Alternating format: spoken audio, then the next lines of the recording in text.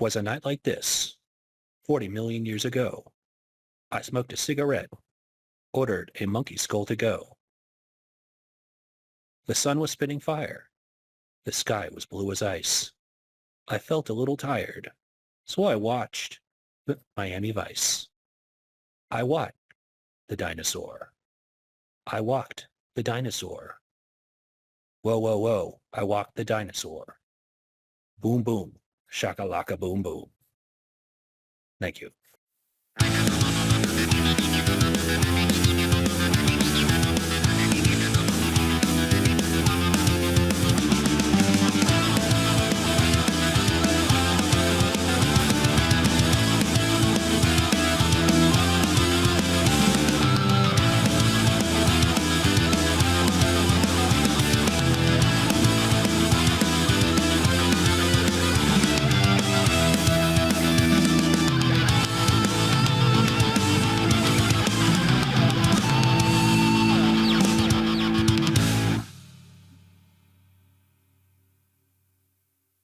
With that, greetings everyone. This is another episode, season 4 of the Tomodachi Bros podcast. With me tonight are three upstanding gentlemen in no particular order. With me are Ditaku.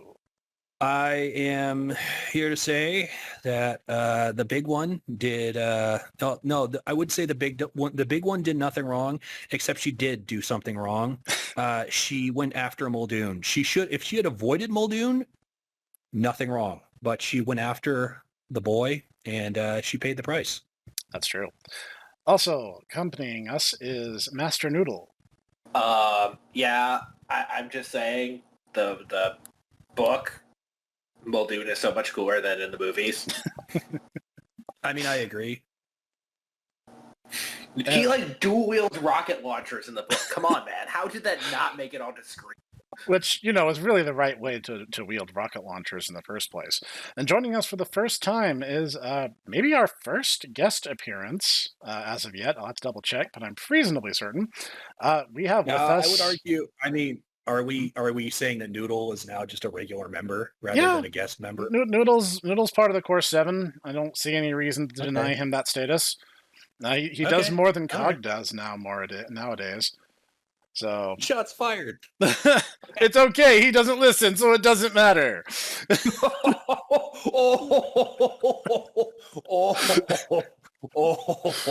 Ooh, really shots fired. It's okay. So I'm going to go see him later this year. He'll get over it. But joining us, our first guest for the Tomodachi Bros podcast is our friend Bacon Bits. Introduce yourself, sir. Hello, I am the Bacon Bitz, and I am a dinoholic. Marvelous. Hi, Bacon Bits. Hi, Bacon Bits. Also, for bringing up Jurassic Park, the novel to start off, if there's one scene I would love to see and definitely won't see is the compies and the baby. Well, I think what the entire thing is the compy scenes in The Lost World were supposed to be kind of them being there was a bunch of really, really gruesome bits in the first novel that we never did, so here you go, yay! This is my Steven Spielberg, by the way. He gets to be Jimmy. Okay. Yeah! I mean, fair enough. Steven Spielberg, yeah! Yeah, okay, now here's my takeaway. First book is better than the first film, but I maintain the first film is kind of like a cornerstone of cinematic beauty. It's a case study in how to make a good film. Now, that being said, the T-Rex did eat a lawyer, proving that lawyers have some redeeming qualities, and being tasty, apparently. Yeah, man. I will say this. That scene has stuck with me just because of the fact that right about that time that it came out, Mama Pugum went to Costco, and she had our middle sister with her at the time, and she was 2 years old. All right. Right. So she was like a toddler, baby. And so they, how Costco has always had just the wall of TVs there. Mm-hmm. And so they were playing Jurassic Park 1. And they got to that part where the T-Rex comes over and just like chomp on the lawyer. And so little 2-year-old little, Sister Pugum just sees this and starts burst out laughing because it is actually pretty funny. It is. Just because and so apparently what happened is she starts laughing and there's this old lady there and she's like, "Oh my Lord, heavens, Betsy, I must clutch my pearls." And Mama Pugum's like, "What? It's funny. It's funny. The lawyer is eating on the toilet. That's funny. Why are you so upset?" And so even to this day, I just saw the movie like an hour ago and I was just like, it's the scene. It's the scene on the toilet. And so that always just makes me crack up because of I just imagine there's this little old lady and she's just clutching her pearls at the fact that I'm laughing. But I just want to say, I don't intend for this just to be a discussion on Jurassic Park, the movie versus the book. This is more supposed to be, just dinosaurs in general.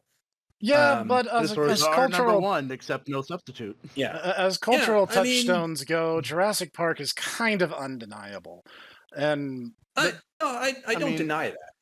Yeah, I used to be really big into animals, still am, but when it comes to Jurassic Park, I first saw it when I was 5, and it was a life changer. No, that's fair. Oh, I mean, I don't brought disagree. dinosaurs to the main focus for me, and it hasn't stopped since. Yeah. Oh, I used to be when I was a wee twee little lad. I was known as Dino Jitaku by Mama and Papa Pugum. I will freely admit I knew of and was obsessed with dinosaurs before that, but it kind of cemented it in my mind like how much I love them, and the way they demonstrated it kind of was one of those like eureka moments because they basically were okay, not for nothing. I suppose this is as good a time as any. You have to understand, ladies and gentlemen, that our understanding of dinosaurs has changed very drastically ever since we kind of were like, oh, these strange bone stones that were in the ground. Maybe they're it's not just the devil trying to trick us and be like, ooh, look at these strange things. No, seriously, that was a thing for a long time that people thought. It's a thing that some certain people still think, and we're not going to talk on that. The Cyclopses from Greece, amongst other Roman things. time. But anyways, yes. So, yeah, fossilized shark's teeth used to be called tongue stones because they believed to have been like the devil's tongue. Yes. Yeah, it's weird. So anyways, for a while they were basically seen as these giant lumbering, like slow-witted monsters that basically dragged their tails and were like, well, guess I'm, mammals to come by and I hope I'm going to die because I'm freaking dumb and bleh. And you can kind of sort of see that even in the 90s.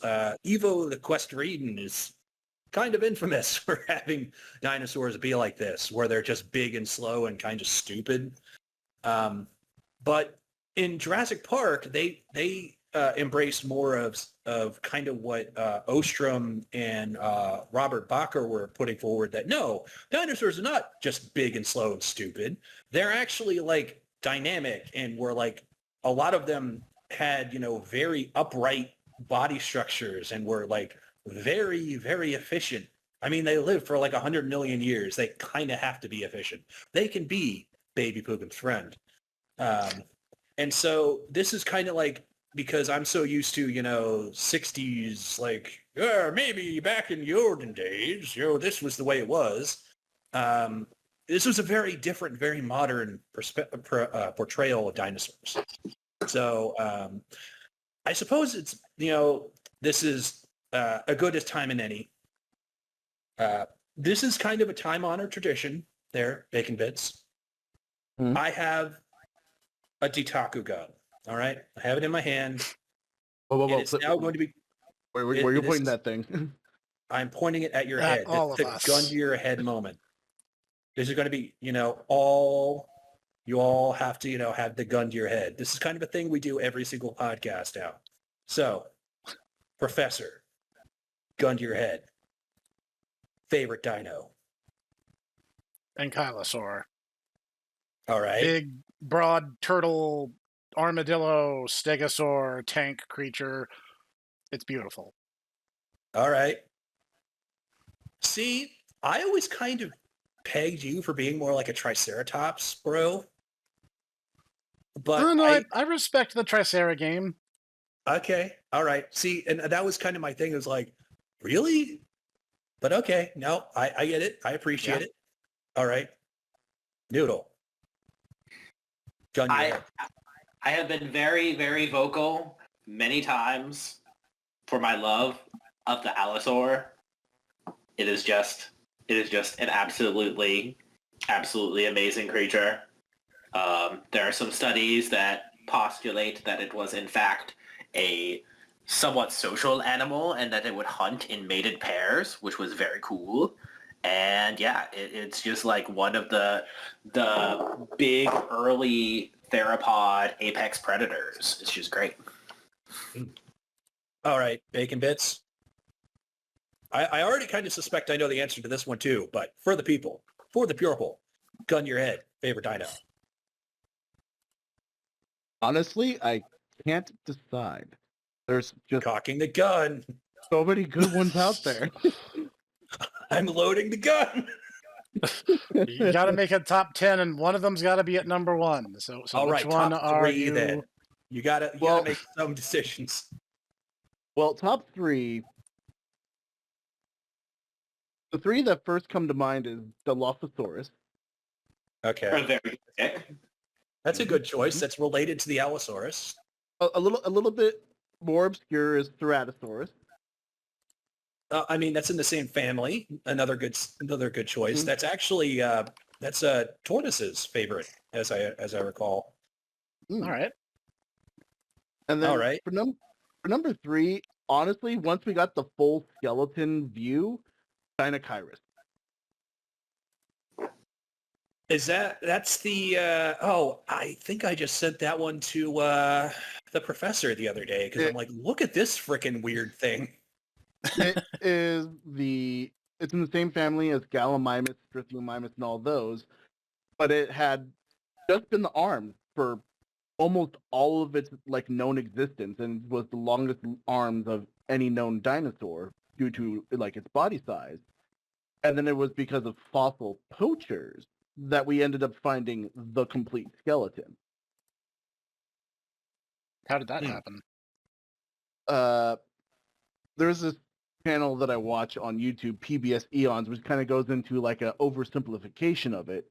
But to oversimplify that, there was it was either French or German paleontologist who got sent these bones. It was like, hey, these were confiscated from people trading these fossils on the black market. Do you have any idea what these bones are? And it was a head, it was a skull, the hands, and the feet, if I remember correctly. It was just those 3 things.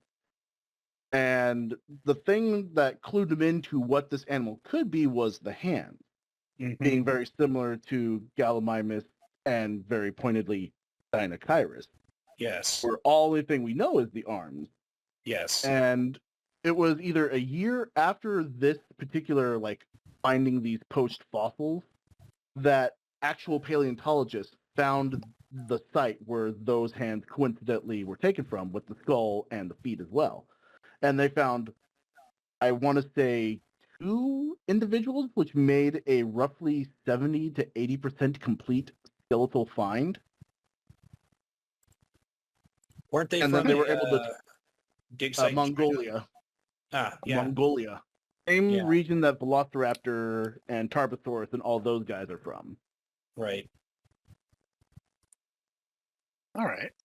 But just think of like this, instead of being like the Gallimimus in the Jurassic Park movie, running around all, flocking like a flock of birds, as they say in the movie, just this big bruiser that, from what they found of stomach contents in that same fossil site, they found fish scales, plant parts and whatnot. So that made them think that they were more like semi-aquatic, where they would go into like these swampy areas and eat of the water vegetation and fish and other things in just that kind of environment. The way it was described, I've seen it by several amateur paleontologists, is that they're basically like, this is the mother of all kingfishers, and that it would just basically stride around in the wetlands and just basically like either beat things up or just like dig up like either wetlands, tubers or like shellfish. I can agree with that, especially from the stuff that I've seen. Yeah. I mean, I could be wrong. This is like a very, very new discovery. This is like within like the last 5 years. This is an awesome time to be a dinosaur, person, because like there's just so much new stuff that we're learning. Like, we're not even going to get Speaking into of these, new like, stuff, Spinosaurus, but speaking of new stuff, they actually found a similar animal from Mexico, which the name escapes me, but it's like a 25 to 30 foot long version of the Dinosaurs, but from Mexico, down in one of those fossil sites. Started with a P. interesting. See if I can find that out real quick. I was not aware that Mexico was like had a lot of fossil beds, because usually when I hear about things coming from Latin and South America, it's usually like Argentina. Like, because Argentina basically has the kind of the Mongolia or like the Montana issue, where it's like it's in the middle of nowhere, but it's like really It's this fossil guy right rich. here. Oh, It is a name to try and pronounce right there. And see, that's people ask me, Titaku, why are you such a good speller? I'm like, because when I was up till about age 10, I was obsessed with dinosaurs. And you kind of learn these things being an autistic young lad who, but interesting. You see, and this is the beautiful thing is like there's just so many creatures that like even like 10 years ago, I don't think that this was even a thing that people knew. But we live in unprecedented times, gentlemen. And also, I guess now I have to like aim the gun at myself, as is tradition. Yes. So this is kind of, are we at minute 10 there, Professor? Yes, we are Okay. actually nearing minute 20, believe it or not. Okay, this is kind of a basic bitch answer, and I know this, and I apologize, but my favorite, and this is kind of influenced by Jurassic Park the first, my favorite is the Utah Raptor. And that's the thing, is that the Utah Raptor wasn't even a thing that they knew about until about 1995. But basically, the raptors in the first film are, well, they are for the most part Utah Raptors. The thing is that Utah Raptors, what we know now, they would not be like the super speedy, like hyper intense. Well, okay, they wouldn't be super speedy the way they are in the first film, but about that size, about that strength, about that intelligence, from what we can gather, and insofar as you can kind of, learn things from fossil beds, they were probably very intelligent and also very social. And so there could be argument made that, like, the KT event didn't happen. There may have been, like Dromaeosaur man, like going around. So, and kind of akin to what you were saying about like the allosaurs being in like mated pairs. A lot of the underlying like argument being made, especially from Dr. rather, I guess, Dr. Bob Bacher, is that basically they were very social apex predators, basically like actual owl bears. They were about the body mass of a grizzly bear, and they would be ambush predators akin to a owl. So, literal actual owl bears. All right. Also, it is basically a raptor the size of the American allosaurs. Yeah, I thought Allosaur was like maybe a third bigger. Well, Allosaurus, at least the American ones that have been found in like the Morrison Formation, those range between 18 and 25 feet, and Utah Raptor ranges between 18 and 23 feet from the measurements that I've seen. And then it's the European Allosaurs that were the bigger ones that got to be Right. 25 and 30 feet. Yeah, that makes sense. Yeah. And this, dear listeners, is why when Ditaku said, hey, we need to do an episode on dinosaurs, my immediate reaction was, we need to get Bacon Bits on. That's fair. And, you know, okay, so I suppose the entire reason why this started basically in a long roundabout fashion was there's this guy, you might have known of him. His name is Hipster Snek.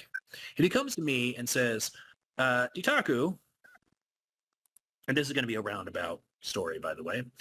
Ditaku, you wrote this story long ago, Real Cacophony. I like it. I want you to write more. And I go, but Snek, there's an issue. I wrote that like 20 years ago. I'm a completely different person than that now. Do you really want me to do a continuation of this? And he goes, yes. And I go, well, okay, but it's going to be a completely different story, but I'll just be in that vein, like a spiritual successor. And so concocting these characters and just, brainstorming as I do, I started thinking about, I would want my heroine to be something interesting. I'll make her, I like dinosaurs, Utah Raptor. I don't really know what's going on with the Utah Raptor. And so I start looking into it. And then I start just looking at dinosaurs in general. And then I just kind of fall down a rabbit hole where I'm like reading scientific papers and watching YouTube videos. And I'm like, I really want to talk about this. And as you know, so I bring it up to the other Tomo bros. And here we are. So, we can all thank, the Hipster Snek for opening this can of worms and reawakening my love of dinosaurs, as it were. Dinosaurs are number one, except no substitute. So.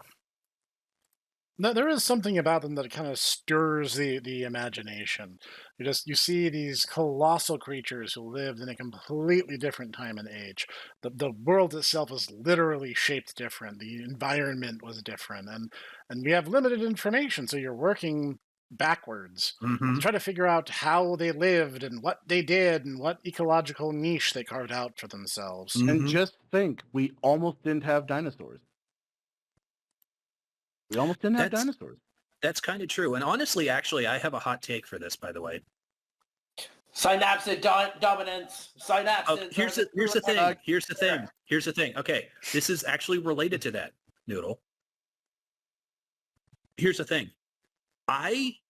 Here's my hot take. I would suspect that there are actually larger synapsids that we have not discovered that are out there still.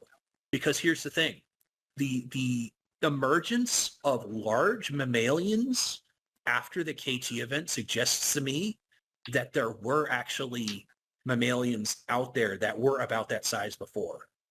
So, and we notice now that birds, like actual true birds, emerged in the Jurassic. So it wasn't just a case of like, dinosaur, bird, mammal, and then it basically was a lot. The Mesozoic was not just the age of dinosaurs. It was a lot more messy and a lot more nuanced than I guess we initially thought, which is not like nice. It's not neat, but life seldom is.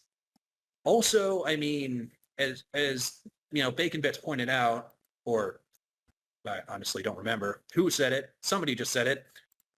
We're basically looking at the past through like a straw. And this is like the extent of what we know. And we have to extrapolate huge amounts of information, basically like looking at a straw, being like, well, this is what we can see. I mean, basically we're looking at the bones and other like trace fossils and trace evidence of so many different life forms that we probably have less than 1% of like anything that's ever been fossilized, if we look at it from a realistic standpoint. And then plate tectonics, that'll destroy things, that'll bend things, that'll break things, and then if it gets subsumed into the earth via the oceanic plates, it's just gone. That's it. And it's also, you have to consider the fact that, a lot of the fossils that we have are from very specific, types of environment. They're from very specific biomes, because a lot of biomes are not conducive to fossilization. If they die in a forest, or if they die in like the rainforest, temperate forest, doesn't matter what kind of forest, it's the oil, or not the oil, the soil acidity that will like basically dissolve the body as it decays. The bones won't be preserved. It'll just become more nutrients for whatever plants are just growing in the area. It's very hard to fossilize in there unless, like what happened in early Cretaceous China, it gets buried in volcanic ash and everything fossilizes very quickly, including part of the forest itself. And so, yeah. To say nothing. Yeah, Or you're you in the have these very, very tiny little snapshots of certain environments and have to extrapolate out from there. So who knows what else is going on.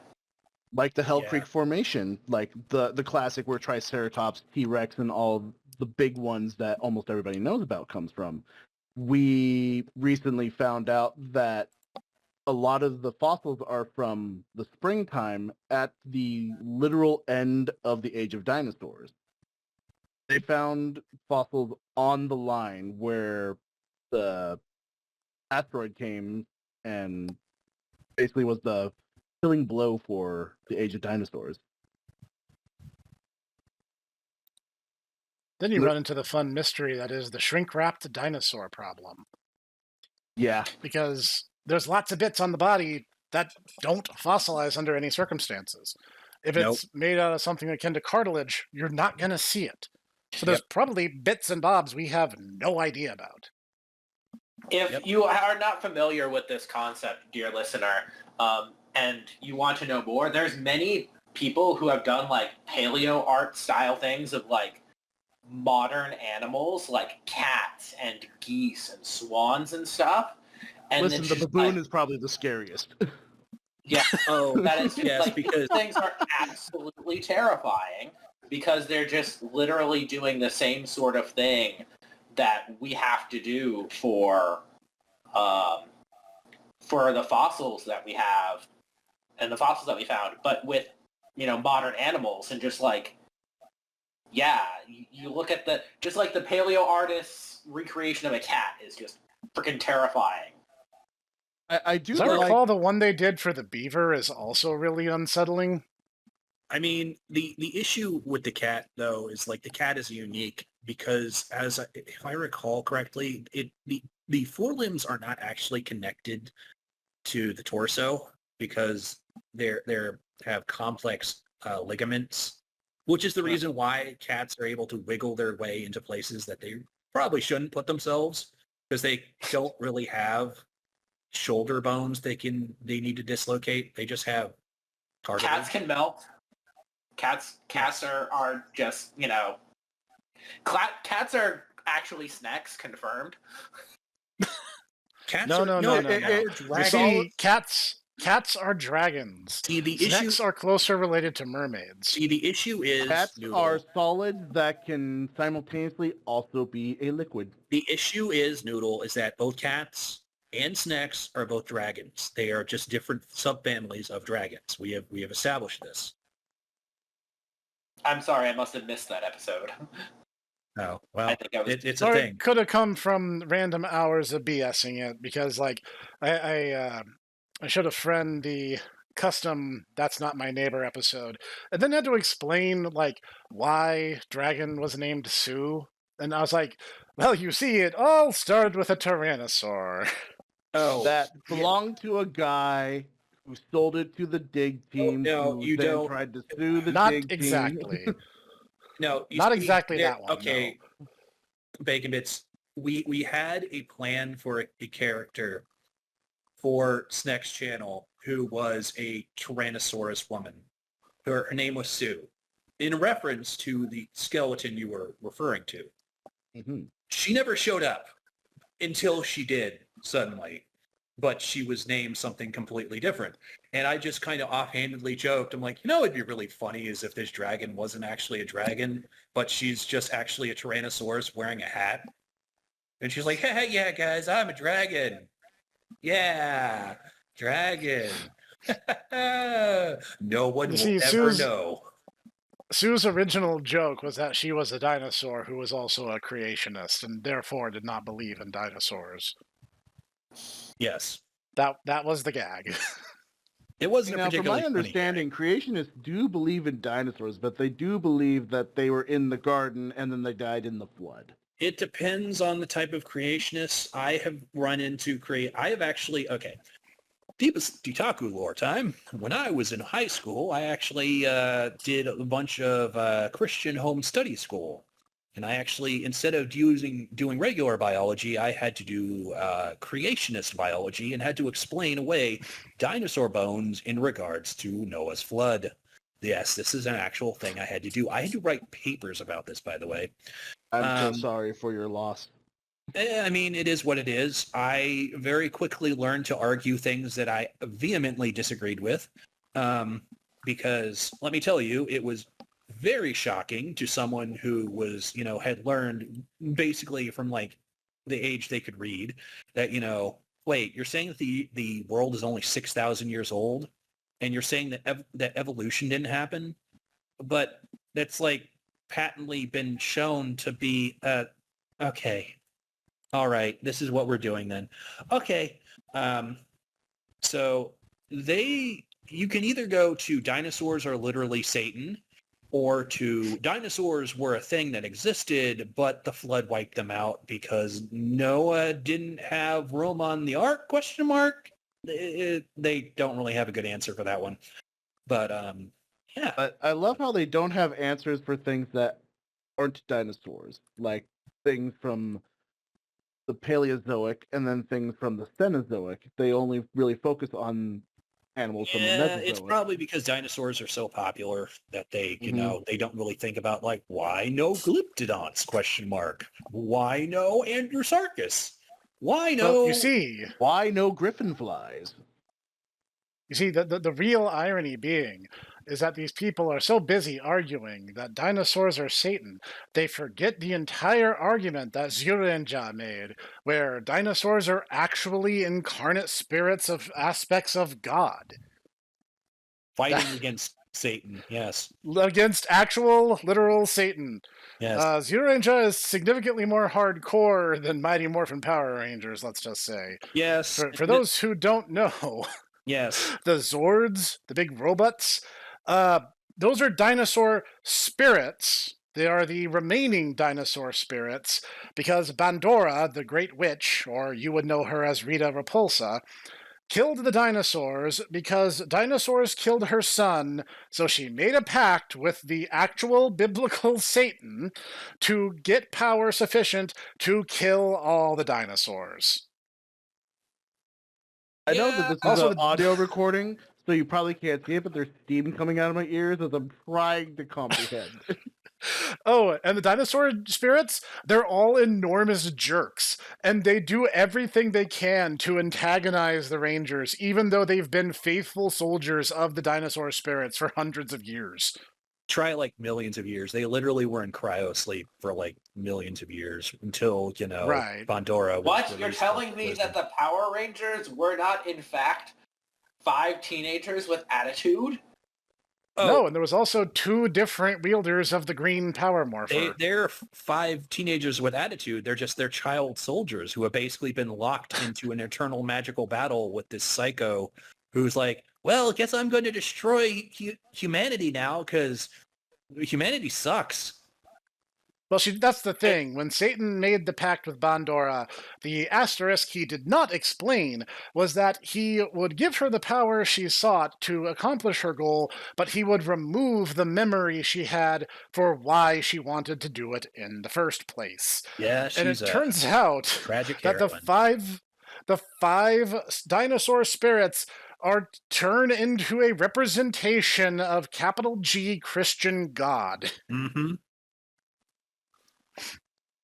Yeah, this is probably the reason why they have Lord Zed show up after about halfway through the original bit of Mighty Morphin Power Rangers, because basically Rita summons Satan, and she starts getting dark Satan monsters. And I don't, you could do a lot of things in the early 90s, but I don't think you could literally have, like, with the power of the Dark Lord. As Tecmo learned the hard way when they made Deception. Yes. Yeah, they had to work around that, and they also had to work in the fact that there was very limited footage of one very popular Green Ranger, who, can we also mention, like, the quote-unquote dinosaur spirits included things like the mastodon and the saber-toothed tiger and the dragon? Hey, don't you be going, mocking Dino Caesar. He's like the one of the spirits that actually like cares about his ranger. He actually got that's depressed true. after Burai got killed, okay? Yeah, no, that's true. He actually was like the bleeding heart of the dinosaur spirits, and he's just like, "Aw, that guy was my friend. This sucks."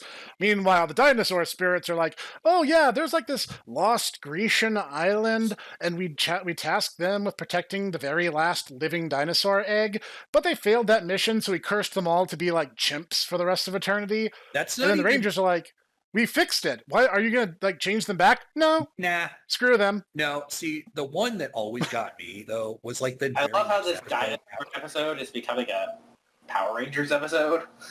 We're 30 minutes in. No one's listening. It doesn't matter.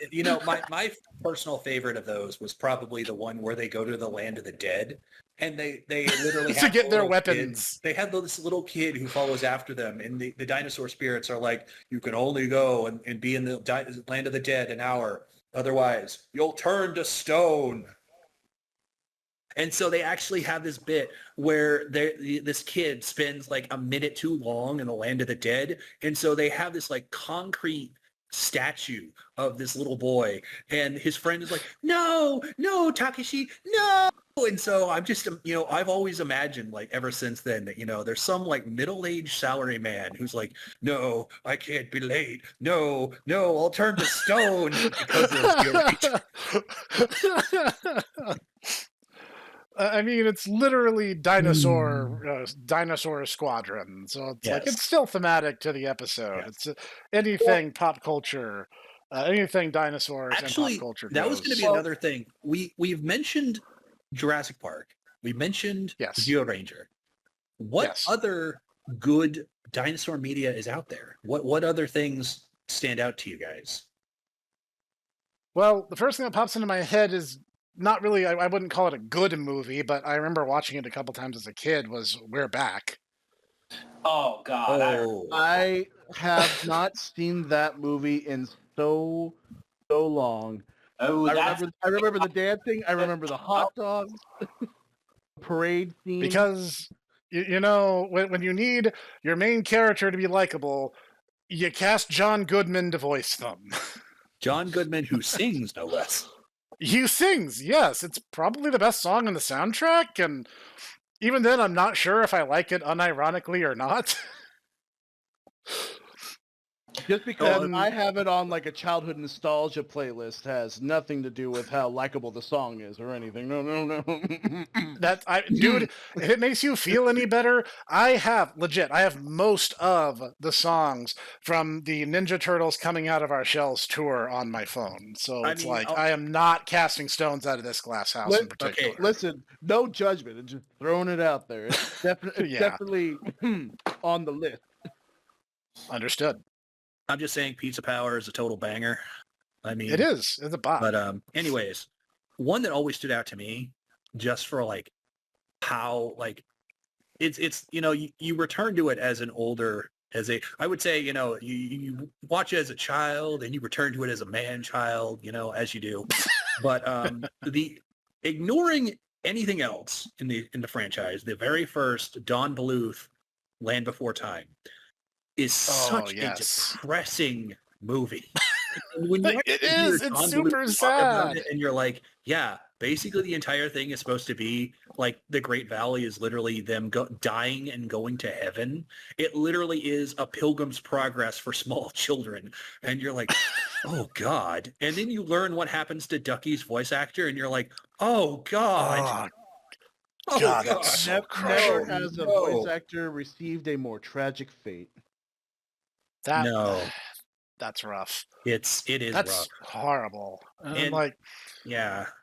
that Land Before Time is a beautifully animated and powerfully constructed film. And like Don Bluth had this philosophy where it's like, don't worry, you can traumatize kids all you want. It's perfectly fine. But if you give it a happy ending, or at least a hopeful ending, you can just go to town on their emotions and it's going to be just fine. Yeah. Yeah, there's probably a reason why none of his films ever really ever took off. I'm just saying, All Dogs Goes to Heaven, scenes of hell haunt me as a grown boogum to this day. I'm just saying.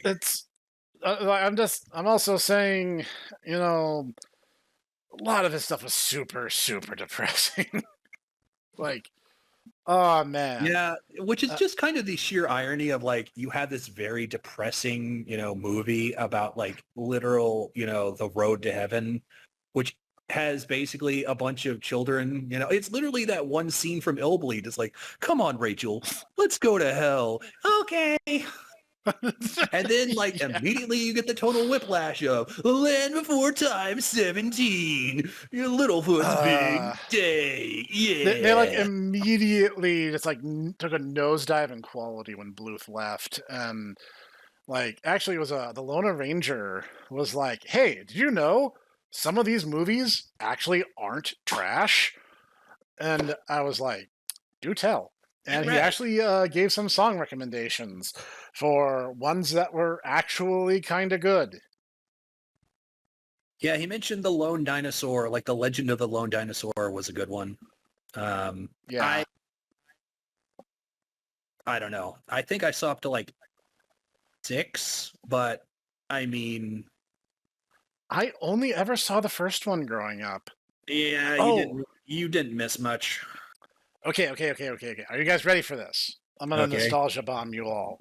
All right. Jim Henson's The Dinosaurs. I knew you were gonna bring this up. The claymation one? It was like no. No. It was the live action animatronic suits. It was actually a live action, basically animatronic and Muppets family sitcom. Talk about a show with a depressing ending. It literally ends with the extinction event that kills the dinosaurs. No, and it's all Earl Sinclair's fault. I was never allowed to watch that show growing up. It is.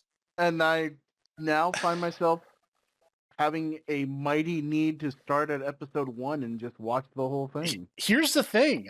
It's actually really good. It was the last major project that Jim Henson was working on just before he passed away. Yeah, and actually the first Teenage Mutant Ninja Turtles. Yeah, and you can see a lot of the DNA from the Muppets in it, even to the point that the actor who plays it's the baby is you'll notice his voice is very different, very very familiar to a certain small red Muppet that apparently has opinions on on things. Like opinions on modern political discourse, shockingly enough. Pretty sophisticated for a Muppet who's been 8 years old for the past 25 years. Yeah. I believe the small red Muppet is actually only like 5. Oh, really? I thought it was okay. I thought it was older than that, but so, like Ash Ketchum's been 10 since the 90s. That's true. This little Muppet's been 5 years old. It's weird. Ash Ketchum is retired. Yeah, he's actually stepped down after the Sun Moon arc, I believe. Yeah, he was. He won. He became Yep. a Pokemon master, and then Yeah, he finally won and retired in the Hawaiian Islands, which, funny You know, enough, is more or less game canon. I can't blame him. I mean, if I was there in Aloha, I probably would have, just there's a lot of very, very fine Pokemon ladies there. I'm not saying, Pokemon who are ladies, Pokemon trainers. I was about that are to say, ladies. do you mean the trainers or do you mean the human-shaped I Pokemon egg mean group? the trainers, the actual humans. I might be a You're furry. a Pugum, so I'm like, I never know. I might be a weird furry, but I'm just saying that there are certain lines that even weird furries don't cross. Fair Okay, enough. maybe this weird furry won't cross. I've seen enough weird porn. Oh, jeez. I'll tell you another funny one is a couple people on Twitter have actually pinged me about doing Fossil Fighters, and that's actually one I never played. I know of it. That's, you know what? You should do that. That's very interesting. Yeah, they recommended that and Spectrobes. I have not heard of either of these games. I mean, Fossil Fighters is basically just like dinosaur Pokemon. It's literally, it's that sort of thing. Which is funny, as that's kind of what Digimon was supposed to be. Yeah, In a way, it's also kind of what Pokemon was supposed to be, given you say Ride that, and yet all Online. the dinosaurs are basically become, they're like, I'm Agumon. What are you? I'm a dragon. Okay. also I'm a What? T-38 tank. That's not until he becomes Metal Greymon, to be fair. Also, I'm an angel. What? Yes, You don't know what you are, do you? I am very confused. My favorite dinosaurs: turtles, wolves, dragons, cats, angels. Victory. The USS Iowa.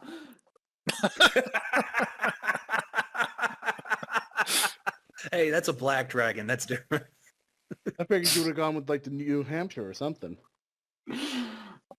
The USS, I want to say the USS New Jersey, the Iowa class battleship. Her nickname was the Black Dragon. So that's the joke he's trying to make. I wasn't making that joke specifically. I was referring to the fact that, there's some really weird things in Digimon that are just like that. It's like, oh, if this is supposed to be a, dinosaur game, Well, I mean, again, I said it before, I'll say it again. Digimon are data-based. If there is data on dinosaurs, logically there will be dinosaur-shaped Digimon. And if there also happens to be data on a dinosaur that also happens to be a tank and a nuclear reactor, well, by golly, why shouldn't there be a Digimon that's all those things too? Except in your game right now, you literally have a dinosaur warrior who is the unyielding power of love. Yep. So, on that Oh. point, I have a question. Sure. Certainly. I mean, everyone was asked what their favorite dinosaur was. Mhm. Correct. If I was to Yeah. ask everybody one by one, starting with probably Taku, what if you could have any dinosaur from across the spectrum, which one would you have as a pet? I could have anyone as a pet. I probably would have a Triceratops. I always thought they were kind of neat, and I imagine you would be able to train them relatively well. Like I would imagine you could. I mean, they seemed a lot like basically just giant pigs. So Checks out. I mean, it's like a 10-ton giant pig, but sure, But yeah. something like that. The I'm sticking with Ankylosaur because, that way I could just have it eat the grass and I wouldn't have to mow the lawn. And I could ride it to work and command respect. I don't know. It just seems like a very bumpy ride. I mean, I'll pull out How to Train Your Dragon and build a saddle belt for it. the noodle. I mean, I'd probably want to go with something like small and predatory, like a compy that can like live in my house and eat small pests. That's a practical standpoint right there. I can Oh, get you're behind gonna that. be like you're gonna be like Owen Grady or Steve Irwin and be like, "G'day, here's me compy." Here's me compy. Ain't she a beaut? Look at the size of those fangs. Maybe it'll be like having a cat. And it'll just you periodically should- bring you dead rats from You time know what to you time. should do then? You should have a Microraptor. I was actually going to say that that's what I would go for. It would be a Microraptor. It's, it's kind of glidey bird, but also little tiny raptor guy. That is a good choice. That is a good choice. Yeah. Also, I love how, like, when it comes to, like, knowing the color of dinosaurs, it's one of the few that we know the color of, where it has black feathers, but it iridesces a vibrant blue color in sunlight. Mm-hmm. It's a little crow dinosaur. We kind of know that basically, yes. We know that one, and we also know Archaeopteryx, yes, where apparently, yeah, the Archaeopteryx had certain pinion feathers that we know of that are basically like a reflective black, and they have also seen like very bright blues, and so they're like there's other dinosaurs that we have like information on what colors they are because they have their skin preserved, and so they're able to see the proteins that are in the skin like cells, kind of like how they did with the feather cells. And like Cetacosaurus, it's like a mahogany kind of red brown color on the top, and then on the belly it's like a cream color. Well, that makes sense. For like I mean, a split second, I thought you said the Ditacosaurus, and I was like, "Oh God, please no!" I'm a Ditacosaurus. He's a little protoceratops looking guy, but stands on two legs and has no frill, and has a big, huge parrot beak and porcupine quills on the tail. That's what he is, right there. So Pilgrims eerily need this to similar be more Ditaku. terrifying. Eerily similar to Taku. Do not give him a hug. He is very prickly. My Mama give him Pilgrim has always said that I'm a pufferfish at heart. I finally found my true calling to be a puffersaurus. I am joking though. If you do see Ditaku in real life, ask him if you can give him a hug. He is a very nice person, and he needs more hugs in his life. If you could, Kind of does. my hugs are yours for the taking. If you could find me. I know we're talking never about find me. dinosaurs and stuff, but what about flying and marine reptiles? I've always been very partial to the turtle family, which did first appear in the era of dinosaurs. All the way back in the early Triassic. Honestly, I always thought, I mean, okay, this is going to be a little bit of a stretch. I always thought that early whales were just like fascinating, and how they went from basically being like a short, fat horse to basically like we dugong to like we are long gong. They're a dugong, but they're like 80 feet long. And it's just... a big part of the like proposed transition was basically them trying to nose into the ecological niche that like modern crocodiles and alligators are, of the semi-aquatic ambush predator, and then they just were like, well, we're gonna get more aquatic. Yeah.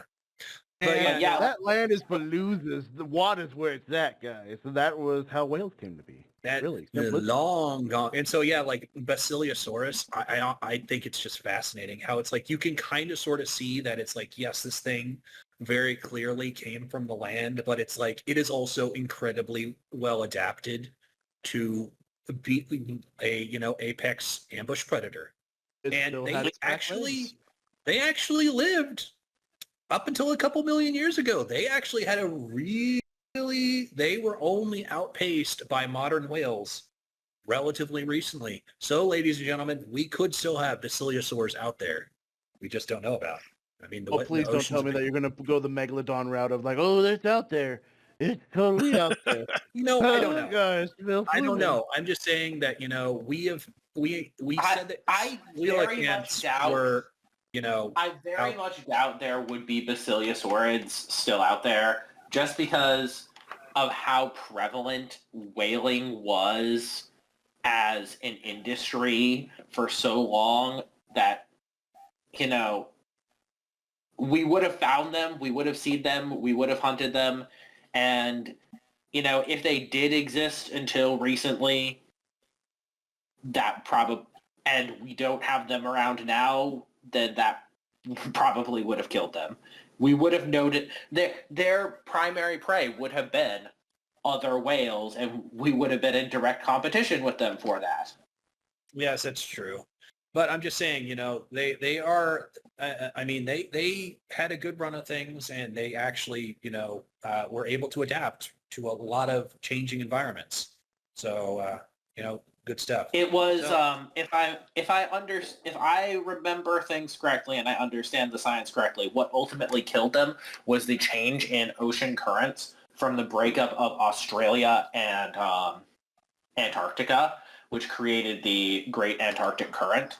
And that changed the oceanic patterns and ultimately led to the massive krill boom that led to the modern whale families, huge explosions, and outcompeting them. Watch Australia. Alien whales for the win.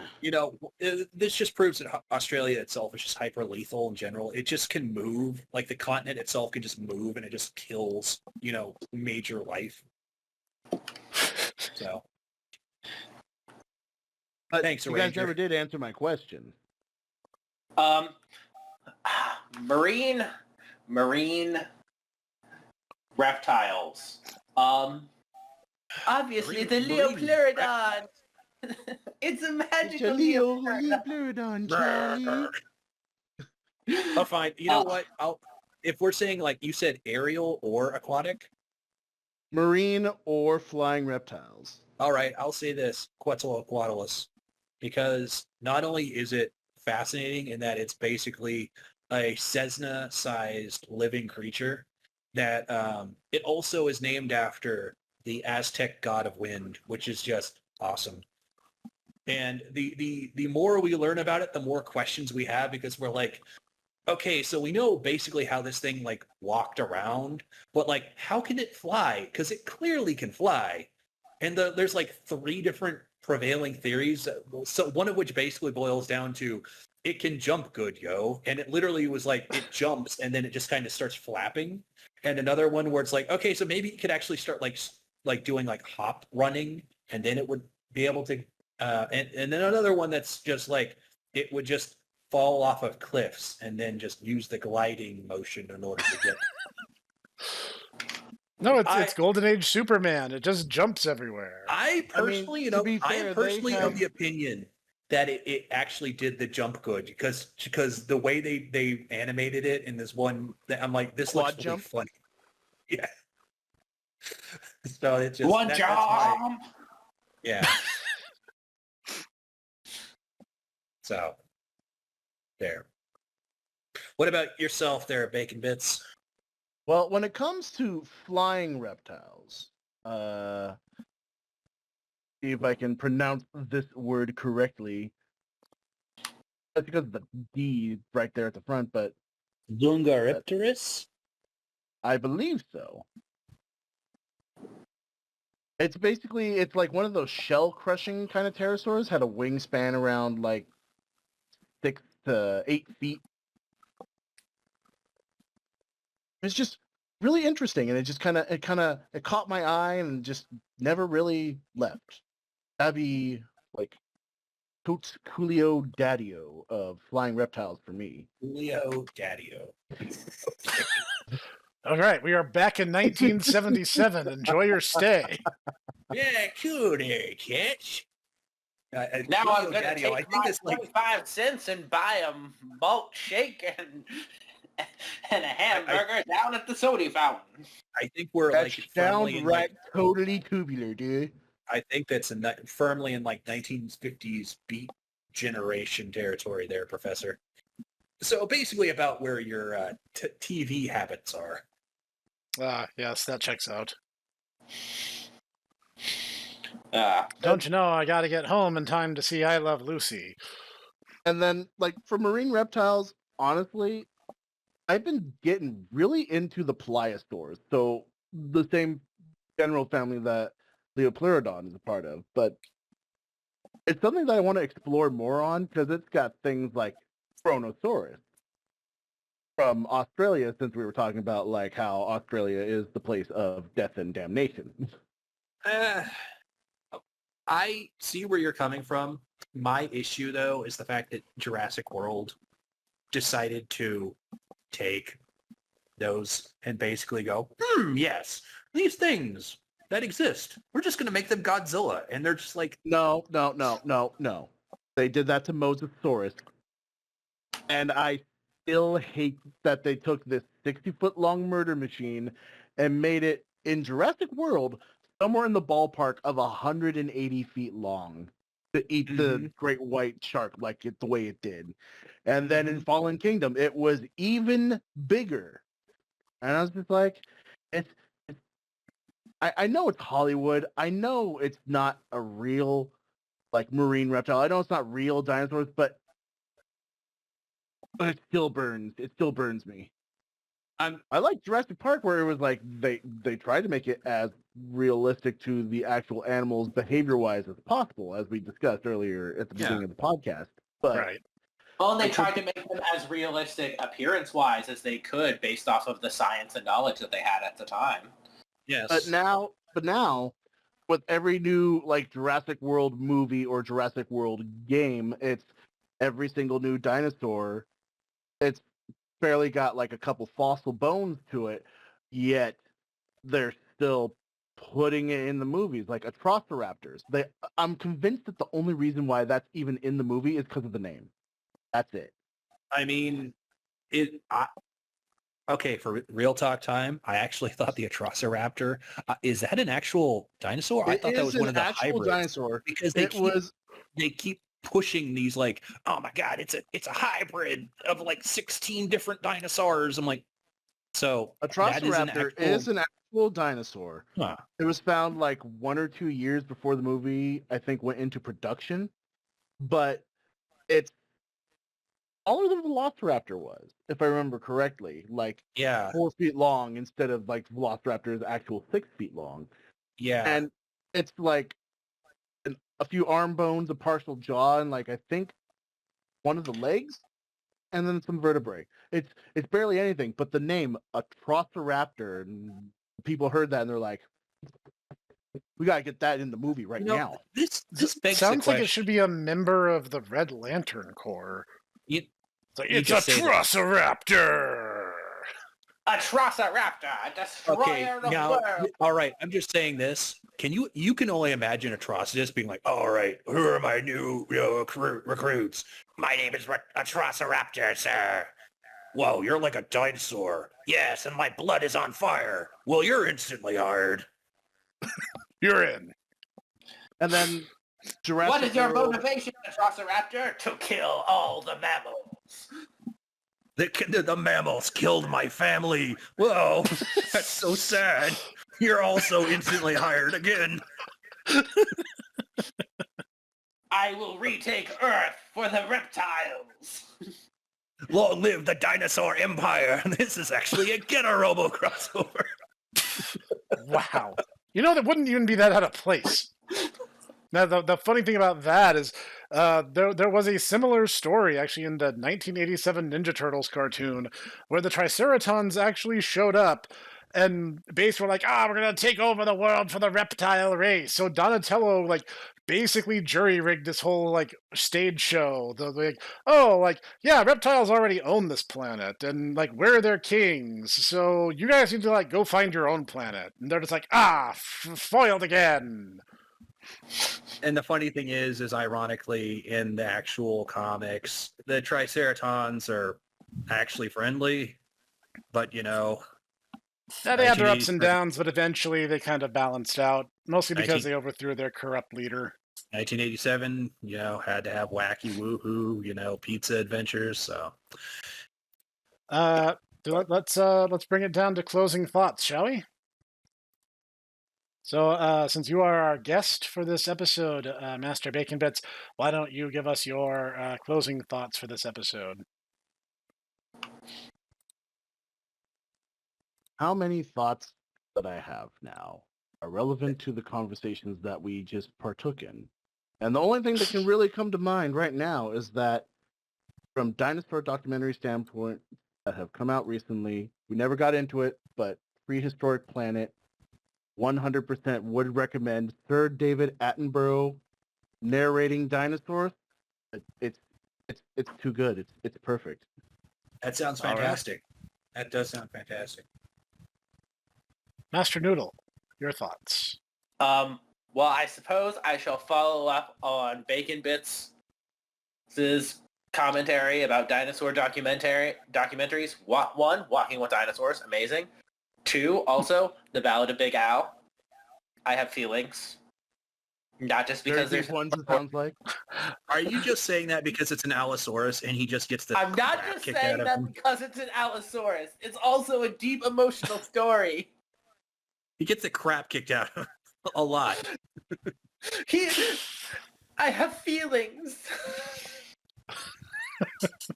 Does the Eldritch Queen know your feelings about Allosaurus? It's going to be one of those things that you're going to just like spring on I her. don't think it's ever come up.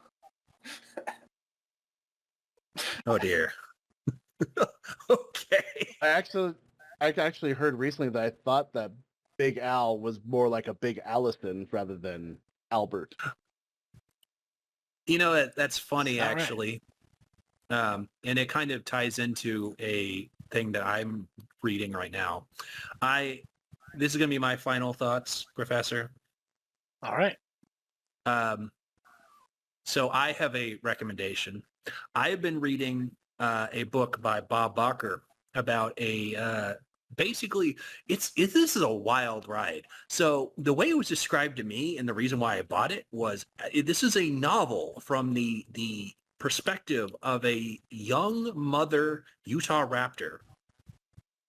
And I thought it was supposed to be Dinosaur Taken, where it's literally this young mother who's tracking her chick across North America in order to like reunite her pack. But no, it's literally young female Utah raptor trying to navigate Utah raptor like pack social dynamics because her initial mate gets killed and now she's like, but I want to have Babu. How make Babu?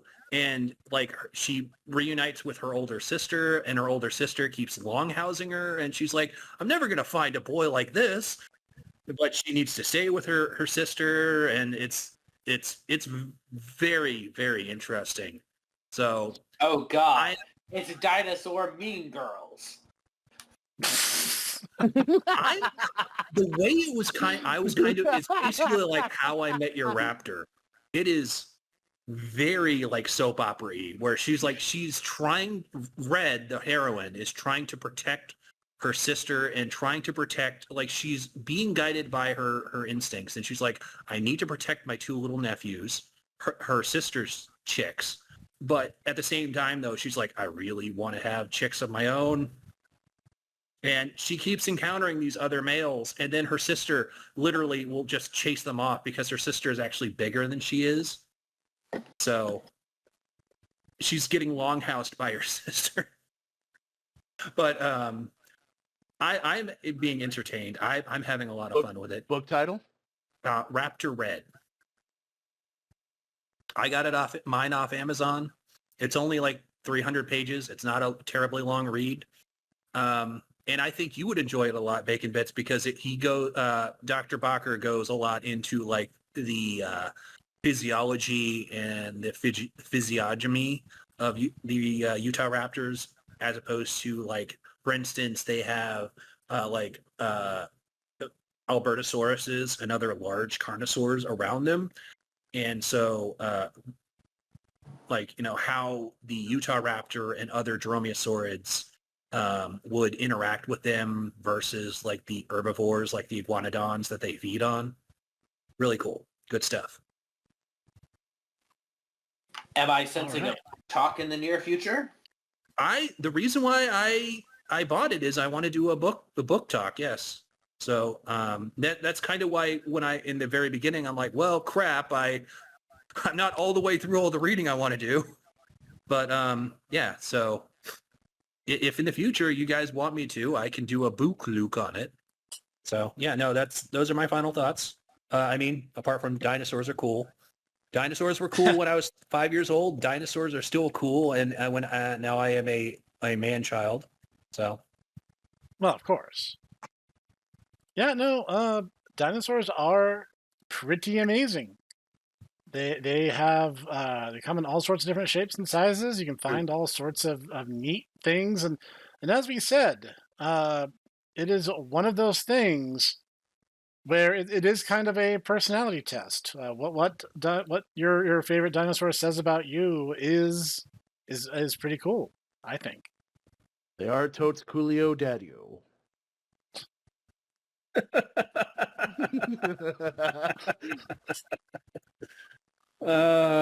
Never change, Bacon Bits. All right, gents, thank you for joining me here today for another episode of the Tomodachi Bros podcast. All right, Bacon Bits, there. I put it in book review. I actually just went to Audible and I just put it on my wish list. So when my credit comes in, I'm probably going to get it. Oh, nice. Well, as I said, I would definitely recommend it. I have the paperback, the mass market paperback, just because that's the way I like to read it. But I don't know if there's an audiobook. I'm sure there's an audiobook version of it. It's on Audible. I already have it wish listed so that when my credit comes in a few days, I got it. Cool. All right. Well, yes, dear listeners, Raptor Red. Check it out if you want to. It's on Audible. This episode is not sponsored. We don't get we those money. But, Oh. you know.